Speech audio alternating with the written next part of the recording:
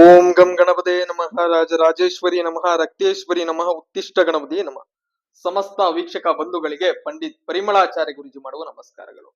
ವೀಕ್ಷಕರೇ, ಈ ಒಂದು ವಿಡಿಯೋದಲ್ಲಿ ಒಬ್ಬ ವ್ಯಕ್ತಿಯ ಜನ್ಮ ಕುಂಡಲಿ ಹೇಗೆ ರಚಿಸಲಾಗುತ್ತದೆ ಅನ್ನೋದನ್ನ ತಿಳಿದುಕೊಳ್ಳೋಣ. ತಾಯಿ ಮಗುವಿಗೆ ಜನ್ಮ ನೀಡುವ ನಿರ್ದಿಷ್ಟ ಸಮಯದಲ್ಲಿ ಸೂರ್ಯ ಕೇಂದ್ರಿತವಾದಾಗ ಅದರ ಸುತ್ತ ಗ್ರಹಗಳು ಚಲನೆಯ ಒಂದು ಆಧಾರದ ಮೇಲೆ ರಚಿಸಲಾಗುವುದನ್ನು ನಾವು ಜನ್ಮ ಕುಂಡ್ಲಿ ಅಂತ ಹೇಳ್ತೀವಿ.